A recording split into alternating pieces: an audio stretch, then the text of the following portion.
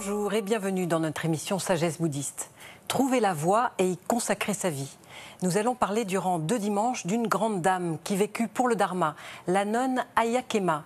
Cette mère de famille d'origine allemande qui connut les souffrances de la Seconde Guerre mondiale contribua à faire connaître sa propre découverte de la méditation, à enseigner le Dharma et à mettre en valeur les femmes dans la tradition Theravada des moines de la forêt.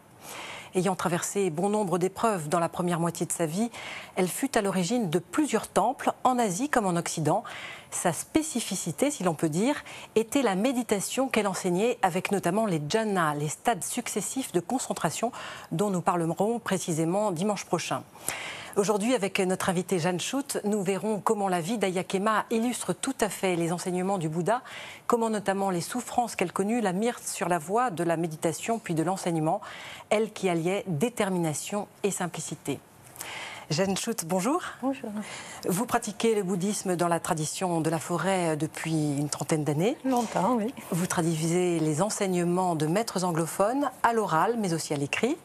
Et puis, depuis quelques années, vous animez des sessions de méditation et des retraites dans la Drôme, près de chez vous. C'est ça. Merci d'être venu parler aujourd'hui avec nous de Ayakema.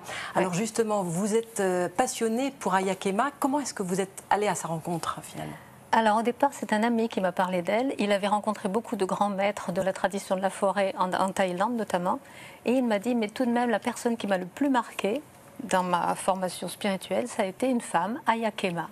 Et je me suis posé des questions, et là il m'a dit, je vais te donner tous les livres et les cassettes des enregistrements qui ont été faits dans les retraites où j'ai participé. J'ai écouté cela et j'ai été vraiment très très intéressée, la clarté de ses enseignements. Enfin. Puis c'était une femme, et c'était la première fois que j'étais en contact avec l'enseignement d'une femme. Et c'est pas courant dans la tradition Theravada, une femme. C'est vrai, c'est vrai. Alors on va voir comment sa vie a illustré parfaitement, magistralement, les enseignements du Bouddha. Dans la première partie de sa vie, c'était plutôt une partie difficile, faite d'épreuves et de souffrances. Oui, alors c'est dans ce sens-là, puisque le Bouddha parle essentiellement de la souffrance et des causes de la souffrance pour pouvoir les éradiquer. Quand on parle de causes de la souffrance, on parle de l'impermanence. C'est-à-dire que nous attachons aux choses qui sont agréables, mais comme elles sont impermanentes, nous allons souffrir de leur disparition. Et justement, c'est ce qui est arrivé à Ayakema. C'était une petite fille qui est née en Allemagne en 1923. En 1936, Hitler fait un beau discours où elle découvre qu'elle n'est pas allemande, elle est juive, donc elle perd sa nationalité. Elle est chassée de l'école. Son père, qui possédait sa propre entreprise, est dépossédé. Et il voit très bien, la famille voit très bien que la situation ne va faire qu'empirer. Autre problème dont le Bouddha parle comme cause de la souffrance, c'est la séparation de ce que l'on aime. Et justement, ses parents vont vouloir la mettre à l'abri en l'envoyant en Angleterre avec un convoi d'enfants juifs. Et là, donc, elle va être séparée de ce qu'elle aime, de sa famille. Là, une autre cause de souffrance, être en contact avec des gens avec qui on n'est pas bien. Et c'est le cas, elle est dans une famille qui ne l'accueille pas gentiment. Elle est malheureuse, elle ne connaît pas la langue, elle est vraiment très mal. À nouveau, la souffrance typiquement décrite par le Bouddha. Et puis, l'impermanence fait que les choses changent. Elle se retrouve à Shanghai, où ses parents ont émigré. Et là, les choses changent positivement, puisque ses parents se sont bien installés. Son papa a recommencé un petit magasin qui marche bien. Elle va à l'école, on lui apprend des cours de secrétariat. Et voilà que les Japonais arrivent, à nouveau l'impermanence, et cette fois, ils sont tous enfermés dans un ghetto à Shanghai. Et là, elle a vu une chose qui l'a vraiment touchée pendant des années, elle n'aura jamais oublié, c'est que son père, qui avait eu le courage de recommencer un travail en Allemagne, puis d'émigrer, recommencer encore une petite entreprise à Shanghai, et là, baisser les bras. Et ce sentiment de construire, reconstruire, mais à quoi bon ? Alors justement, après toute cette vie à rebondissement, elle va s'installer aux États-Unis où elle va connaître une vie plus stable et puis une vie moderne assez confortable finalement. Mais ce n'est pas forcément ce qu'elle attendait de la vie. Exactement. Elle va continuer à avoir des questionnements de type existentiel. À quoi bon? Ça va rester ça pour elle. Et elle va, par exemple, elle va se retrouver que 2 enfants, un mari, une petite maison, un travail. Tout a l'air d'aller bien. Et son mari en est enchanté, lui. Elle s'est mariée à Shanghai avec un homme qui avait aussi vécu le ghetto, qui était un Allemand beaucoup plus âgé qu'elle. Et lui, il était ravi de cette nouvelle vie, mais pas elle. Et elle voulait comprendre le pourquoi de toutes ces souffrances. Et donc, ils vont finir par divorcer. Là, elle part avec son plus jeune enfant qui a 2 ans. Sa grande fille préfère rester avec son père. Et elle part avec son enfant dans un centre, une espèce de communauté spirituelle qui a été créée au sud des États-Unis, qui accueille des gens qui se posent des questions. Il y a Aldous Huxley, par exemple, ce grand écrivain anglais. Et puis il y a des Indiens qu'on invite, des grands maîtres indiens qu'on invite pour partager une spiritualité nouvelle en Occident. Et là, elle se sent à son aise. Elle trouve un travail dans ce centre et donc elle peut y rester pendant 2 ans. Pendant ce temps, elle communique avec un ami d'Allemagne qu'elle a retrouvé aux États-Unis, qui lui aussi se posait beaucoup de questions. Donc ils sont restés en relation épistolaire et il est intéressé, il la rejoint et finalement ils se marient tous les deux. Et donc ils vont partir comme ça ensemble dans de longues pérégrinations, souvent dangereuses. Oui, elle va faire le tour du monde quasiment, hein, de continent en continent. Elle va suivre son mari avec son fils. Oui. Et finalement, cette itinérance géographique, assortie d'une quête spirituelle, va l'amener à la méditation. Oui, déjà la méditation sur un plan géographique, puisqu'elle va arriver en Inde un jour et apprendre la méditation. Mais déjà, tout au long de ses voyages, elle va rencontrer tellement de dangers où elle va se retrouver face à la peur. La peur de voir Jeffrey, son petit garçon, en danger de mort. C'est arrivé souvent. Et à chaque fois, elle s'est dit, il n'est pas possible que l'amour soit lié à la peur. Si j'aime vraiment, je dois pouvoir lâcher cette peur. Et là, c'était un pas en avant sur la voie du Bouddha qui explique justement à quel point l'attachement crée notre souffrance. De sorte que le jour où elle va entendre l'enseignement du Bouddha, ça va vraiment être intégré très rapidement parce qu'elle l'aura vécu dans sa chair déjà. Elle a appris à lâcher prise finalement, hein, c'est ça, sans le savoir. Voilà. Alors comment justement, elle découvre d'abord la méditation en Inde, je crois, et puis ensuite le bouddhisme. Oui. Comment ça se passe? Alors la méditation, c'était à Pondichéry, donc à travers leur grande pérégrination, ils arrivent à Auroville, donc l'ashram d'Aurobindo. Et puis là, elle reçoit des instructions de la mère, cette femme française qui enseignait aussi là-bas. Et c'est sa seule instructrice femme. Et elle s'en souviendra longtemps d'ailleurs. Mais quand elle entend parler de méditation, elle sent que c'est un joyau pour elle. Parce qu'elle a trouvé le calme et la paix qu'elle avait toujours cherché. À travers les voyages, elle ne les avait pas trouvés. Mais là, dans la méditation, donc elle se dit, ça c'est quelque chose que j'emporte avec moi. Mais il lui manquait encore le contexte. Et ça, elle le trouvera dans le bouddhisme. Alors, comment découvre-t-elle le bouddhisme, justement? Pourquoi le Theravada? Oui, alors, elle était, cette fois-là, en Australie. Donc, son mari a réalisé un de ses rêves, qui était de créer une ferme biologique en Australie. Et puis, sur cette ferme, un jour, arrive un moine errant, habillé... Donc, il est anglais, mais il est habillé comme les moines de forêt de la tradition thaïlandaise où il a été formé. Et puis, il leur parle de bouddhisme. Et là, tous les deux sont très intéressés, au point qu'ils décident d'établir un espace dans leur ferme pour que ce moine puisse enseigner la méditation. Donc, ils invitent des amis, des voisins. De plus en plus, ces retraites sont connues. Mais ça ne s'arrête pas là. Ayya Khema est passionnée par le bouddhisme, elle lit beaucoup et elle découvre qu'il y a d'autres écoles. Donc elle part en Amérique, elle part dans d'autres lieux en Australie, elle suit des retraites avec des maîtres zen, avec des maîtres de la tradition tibétaine. Puis elle se dit quand même, finalement, c'est ce premier enseignement que j'ai reçu, celui du Theravada et des moines de forêt en particulier, qui lui convenait. Et un jour, suite à une de ses retraites, elle rentre chez elle et sur le quai de la gare, elle attend son grand-fils, qui entre-temps est devenu étudiant. Et il lui dit, voilà une lettre de Gert.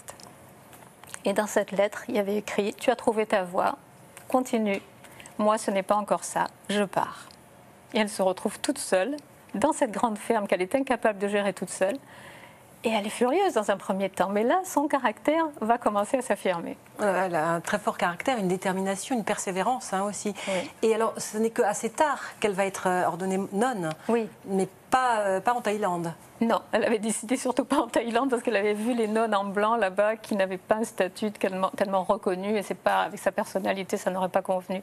Mais elle va développer son caractère en prenant des décisions importantes, en aidant ce moine à créer un monastère grâce à la vente de la ferme et puis en décidant effectivement de devenir nonne un jour, ce qui était quand même une grande décision à prendre. Elle avait déjà 57 ans.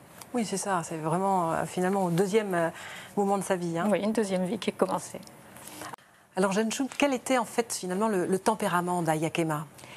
Eh bien, on peut se dire que pendant sa première partie de vie, elle a été assez soumise. C'était une femme de son époque, elle a suivi bien sûr son père, elle était enfant, mais ensuite son mari, qui était beaucoup plus âgé, elle a accepté de mener la vie qu'il souhaitait jusqu'au moment où elle s'est dit non, je ne peux plus. Mais c'est parce qu'elle n'en pouvait plus qu'elle a arrêté, qu'elle a divorcé. C'est pas parce qu'elle avait vraiment suffisamment de caractère pour faire autrement. Parce qu'après, elle a encore suivi son second mari dans toutes ses pérégrinations, alors qu'en fait, très souvent, elle disait, dans son autobiographie, elle raconte qu'il y a des endroits où ils sont restés 1 an, 2 ans, elle était très à l'aise, elle aurait bien voulu s'installer, trouver un travail, mais bon, elle a suivi.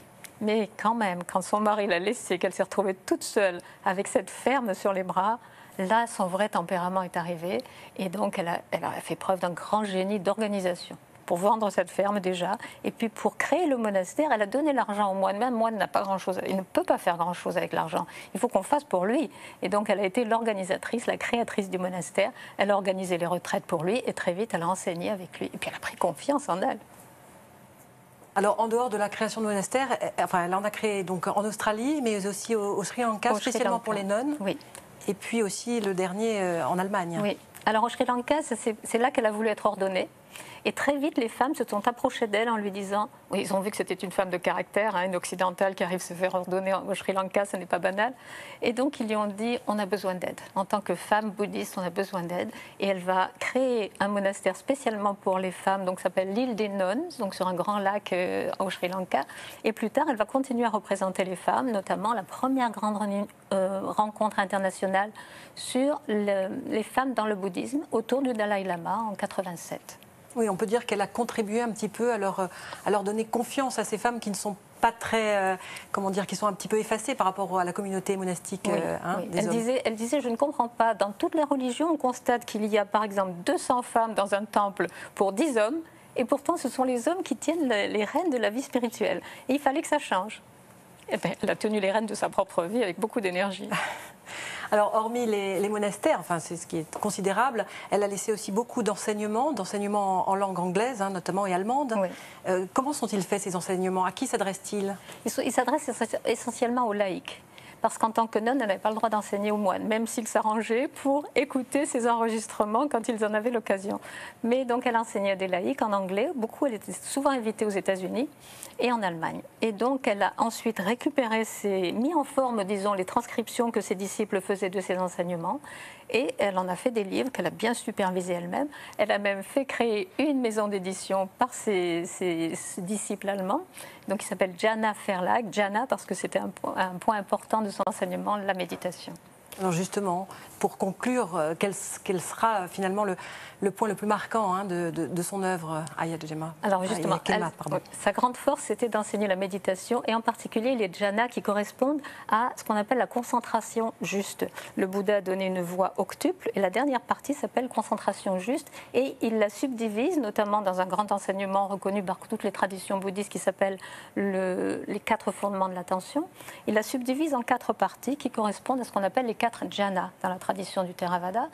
Et donc, c'est ce qu'elle enseignait, qu'elle a réussi à remettre, disons, au goût du jour. C'est une expression un peu facile, mais dans le sens que ça s'est à nouveau répandu en Occident.